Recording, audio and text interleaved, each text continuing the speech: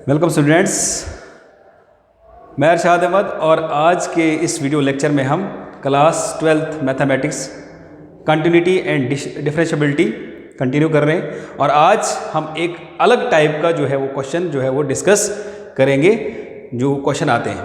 तो आज का जो हमारा फंक्शन है या जो हमारे पास क्वेश्चन है वो क्या है। फंक्शन में हमें एक बताया है कि ये ऑलरेडी कंटिन्यूस है एट x इक्वल्स टू 3। तो फंक्शन में क्या बताना है हमें, यहाँ पर वेरिएबल है x और a और b जो है वैल्यूज़ हैं। a और b के बीच में जो है रिलेशन निकालना है, कहाँ पर, at x equals to 3। Function हमें कंटिन्यूस दिया हुआ है और इसके लिए हमें क्या करना है कि हमें जो है इनका रिलेशन निकालना है। तो जब सॉल्व करेंगे तो सॉल्व कैसे करेंगे, हमारे पास गिवन क्या है कि फंक्शन जो है वो कंटिन्यूस है। तो हम क्या करते हैं कि हम जो है इस फंक्शन में सबसे पहले जो है वो वैल्यू 3 डालते हैं। तो केस फर्स्ट, जब हमारे पास x इक्वल्स टू 3 है तो उस वक्त वैल्यू क्या होगी। तो फंक्शन में जब हम x की 3 वैल्यू डालेंगे तो क्या वैल्यू आती है हमारे पास, इस वाली जब वैल्यू में डालना है, क्योंकि ये x equal to less than है तो इसमें वैल्यू डालेंगे तो क्या वैल्यू आएगी यहां पर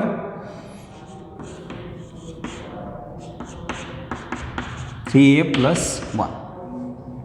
उसके बाद हम अब जो है इसमें इस फंक्शन में 3 के एक्सट्रीम लेफ्ट और एक्सट्रीम राइट में जो है वो वैल्यू चेक करेंगे लिमिट लेकर। तो केस सेकंड में हम क्या करते हैं, taking limit as x approaches to -3। तो क्या होगा फिर, लिमिट फंक्शन में x का अप्रोच कर रहा है -3 पे, f ऑफ x। तो क्या वैल्यू आएगी हमारे पास, जो वैल्यू आएगी हमारे पास वो होगा limit x approaches to -3, 3a minus a plus x equals to 3a की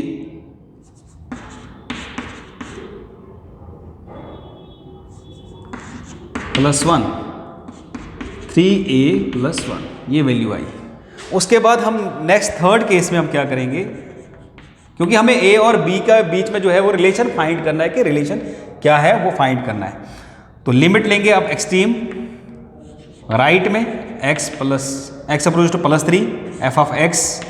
तो ये वाला फंक्शन है वो, limit x approach to +3 bx plus 3 equals to b3 plus 3। तो ये वैल्यू आएगी 3b प्लस 3। अब अगर ये x पे कंटिन्यू है तो उस वक्त क्या होना चाहिए, ये तीनों केस जो है वो इक्वल होने चाहिए।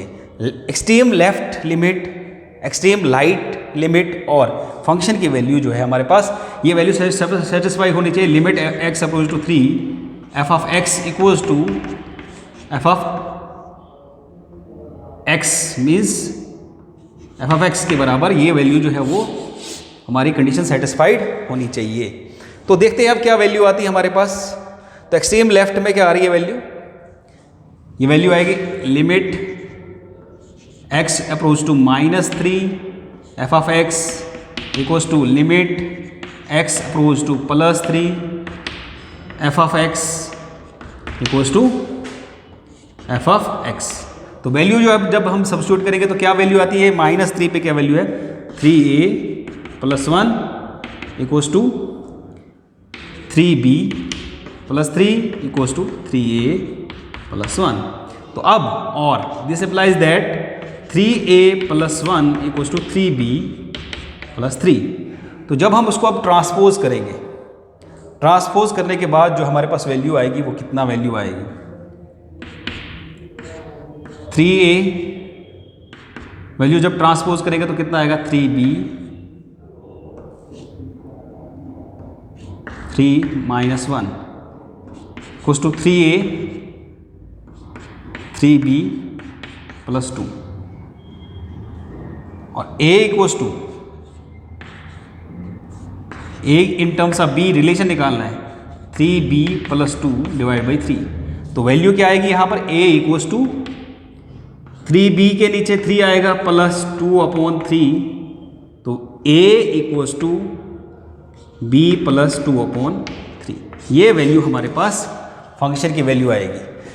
तो रिलेशन हमने निकाला किसके बीच में, a और b के बीच में जो हमने रिलेशन फाइंड किया है वो रिलेशन क्या है, a equals to b plus 2 upon 3। तो ये हमने रिलेशन फाइंड किया। इस तरीके से भी क्वेश्चन जो है वो आ सकते हैं। क्वेश्चन जो है आपको डायरेक्ट फंक्शन दिया होगा तो उसको आपने बताना है कि उसमें आपने बताना है कि इसमें आप पॉइंट्स निकालो जहाँ पर फंक्शन जो है वो डिसकंटिन्यूस है, या आप चेक करो क्या ये फंक्शन कंटिन्यूस है गिवन पॉइंट्स पे। एक टाइप का क्वेश्चन जो है वैसे है। एक टाइप का क्वेश्चन है आपके पास जो है अलग अलग वैल्यूज दी है, जैसे यहाँ पर एक क्वेश्चन दिया है आपको a और b के बीच में रिलेशन फाइंड करना है और फंक्शन जो है कंटिन्यूस है कहाँ पर, x इक्वल्स टू 3 पर।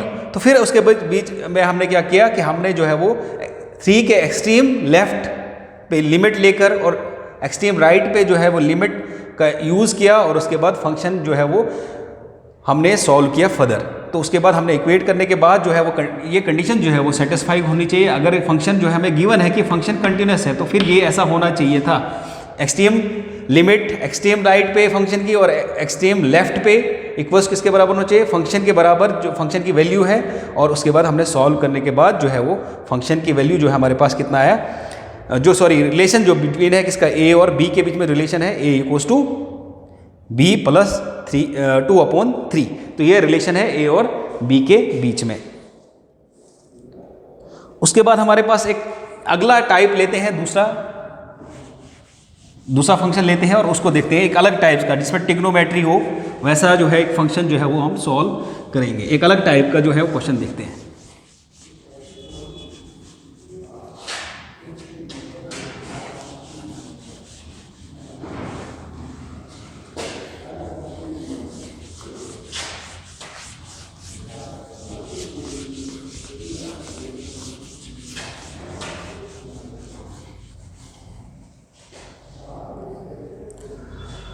अलग टाइप का क्वेश्चन लेते हैं। जैसे हमारे पास फंक्शन है f of x equals to sine x upon x x plus 1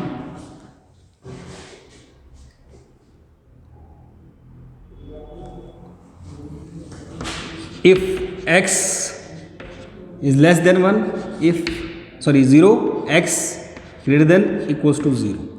ये फंक्शन दिया हुआ है और इस फंक्शन में आपको चेक करना है कि क्या ये फंक्शन जो है वो कंटिन्यूस है या नहीं। तो फॉर एग्जांपल जो है हम यहाँ पर इसमें चेक करते हैं कि हम एक पॉइंट लेंगे, जब इसको सॉल्व करेंगे, let C be the point on a real line. अब 3 केस अराइज होंगे। पहला केस होगा C लेस देन 0, दूसरा C ग्रेटर देन 0 और थर्ड केस है C इक्वल्स टू 0। तीनों केसेस पे हम चेक करेंगे और इस क्वेश्चन में इस फंक्शन में हमें चेक करना है कि क्या ये फंक्शन जो है वो किस पॉइंट पे डिसकंटिन्यूस है। वो पॉइंट हमने फाइंड करना है, number of points where function is discontinuous. तो पहला केस हम लेते हैं कि C इज लेस देन 0। तो केस फर्स्ट में हम देखते हैं C लेस देन 0 के लिए। तो क्या होगा, पहले f ऑफ x निकालते हैं, where C is less than 0। तो क्या आएगा value, FC sine C upon C। ये वैल्यू आई हमारे पास f ऑफ C पर। उसके बाद हम लिमिट जो है वो लिमिट लेते हैं, limit x approaches to C। तो क्या वैल्यू आती है, x अप्रोचेस टू C, तो सेम वैल्यू आएगी। तो ये फंक्शन जो है वो क्या होगा, लिमिट लेंगे तो क्या आएगा साइन सी अपॉन सी, तो सेम वैल्यू आएगी। तो ये फंक्शन भी जो है वो यहाँ पर इस पॉइंट पे क्या होगा, कंटिन्यूस होगा। इसके बाद हम दूसरा वैल्यू चेक करते हैं, C greater than value, case second case के लिए सी ग्रेटर देन 0, उस वक्त जो है हम फंक्शन की वैल्यू चेक करेंगे तो क्या आएगा, एफ ऑफ सी। जब हम ये वाला केस लेते हैं तो कितना आएगा वैल्यू हमारे पास, सी प्लस 1, ये हमारे पास वैल्यू आती है। उसके बाद अगर हम लिमिट लेते हैं इसी जगह, लिमिट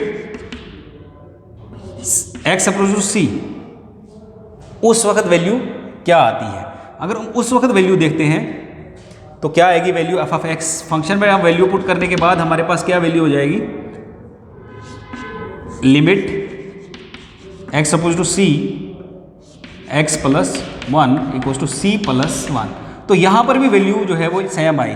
तो हमारे पास जो है वो ये कंडीशन सेटिस्फाई होनी चाहिए, limit x approaches to a f of x equals to f of a के बराबर। ये वाली कंडीशन जो है वो कंटिन्यूटी में हमारे पास अगर सेटिस्फाई हो रही है तो वो फंक्शन जो है वो कंटिन्यूस है।